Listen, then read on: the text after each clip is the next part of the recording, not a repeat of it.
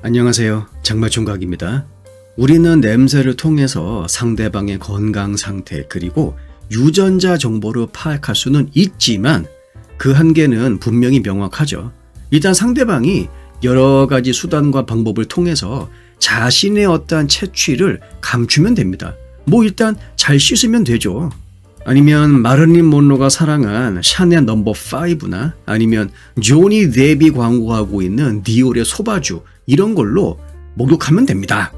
물론 믿거나 말거나지만 실제로 마릴린 monroe 같은 경우에는 샤넬 넘버 5로 목욕을 했다고 해요. 그렇기 때문에 이 냄새로 파악이 안 되는 부분은 어쩔 수가 없이 가까이 다가가서 이제는 맛을 봐야 됩니다.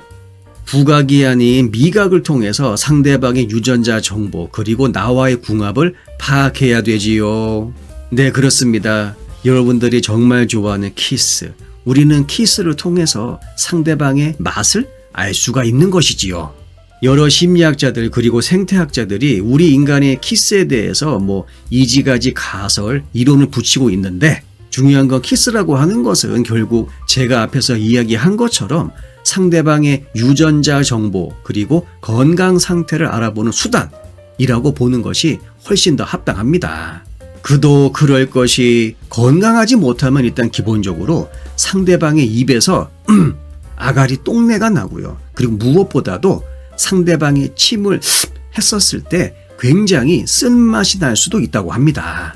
우리 인간은 기본적으로 내가 가지고 있는 면역 체계와는 조금 다른 그러한 유전자를 가지고 있는 이성을 굉장히 선호하는 편입니다.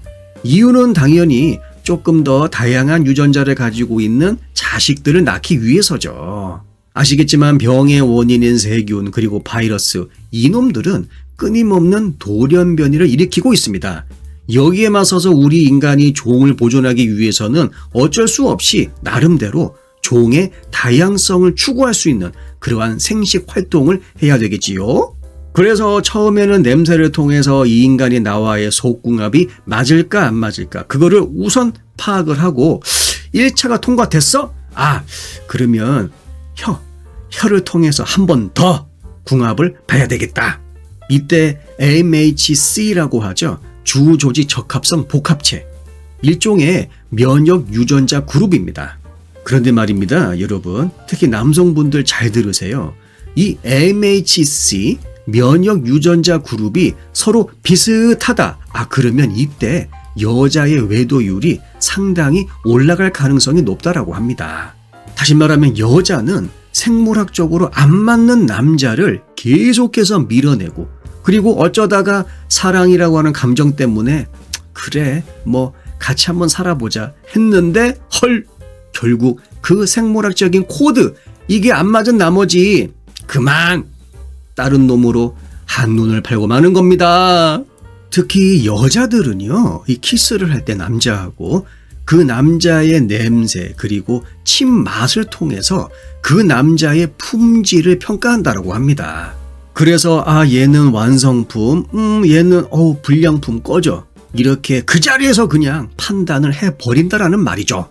그리고 무엇보다도 키스가 배제가 된 성관계 이거를 여자들은 굉장히 싫어하는 편이고요. 그리고 남자분들 꼭 기억하세요. 여자들은 키스를 잘 못하는 남성과의 성관계를 굉장히 꺼린다라고 합니다. 그만큼 여자에게 남자의 입맛이 중요한 거예요. 게다가 키스는 여자의 성 욕구를 훨씬 더 고취시킬 뿐만이 아니라 성관계에서의 만족도 또한 확 올려주는 아주 좋은 역할을 하기도 합니다. 왜냐하면 남성의 입에 녹아있는 남성 호르몬, 테스토스테론 이것이 키스를 통해서 여자의 몸에 전달되기 때문이죠. 여러분, 테스토스테론, 성욕과 아주 밀접한 관련이 있다는 것 이미 다들 알고 계실 겁니다. 근데 그놈이 키스를 통해서 여자에게 전달된다는 거죠. 그래서 여러분 이런 게 있습니다. 유흥업에 종사하는 여성들이 키스를 약간 꺼려하는 경향이 꽤 높다라고 해요.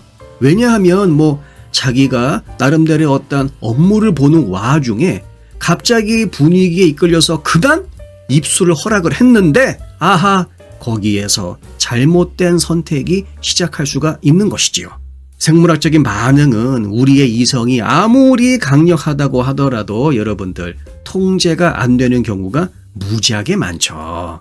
그러므로 키스는 여자에게는 남자와의 어떤 사회적인 유대감을 강화시키는 데 도움을 주고 남자 입장에서는 상대 여성의 성적인 흥분을 훨씬 더 돋궈주는 그러한 장점을 가져올 수 있는 것, 그것이 바로 키스라고 하는 수단이 가지고 있는 기능이라고 볼 수 있는 것이지요. 참고로 우리는 키스를 하게 되면 상대방의 유전자가 우리 입속에 적어도 한두 시간 정도는 남아있다고 합니다. 그리고 그렇게 남아있는 유전자 정보를 우리도 모르게 하나씩 둘씩 파헤치게 되는 것이죠. 여러분, 속궁합? 방앗간까지 갈 필요가 없습니다. 그냥 냄새 한번 맡고 그리고 키스를 통해서 맛 한번 보면 거기에서 이미 속궁합의 50 이상은 결정이 되죠. 사실 키스가 가지는 기능은 이뿐만이 아닙니다. 미국 MIT 대학교의 신경과학자들이 최근에 확인한 바로는 아이들뿐만이 아니라 아기들도요, 자기 눈앞에 있는 두 사람이 얼마나 타액을 교환하는지 그러한 행동을 보고 그 두 사람의 친밀도를 측정한다라고 합니다. 특히 아기들은 놀이 행위보다 침을 나누는 행위, 그 행위를 많이 하는 사람들끼리 저 두 사람들은 서로의 욕구를 서로 충족시켜주는 존재구나, 그러한 판단을 바로 한다라고 합니다. 다시 말하면 아기들 같은 경우에는 누가 나를 정말 잘 보살펴 줄 수 있을까, 이것을 판단을 할 때 자기 눈앞에서 얼마만큼 타액을 교환하는 행위를 하는가, 그거를 기준 삼는다라는 것이죠.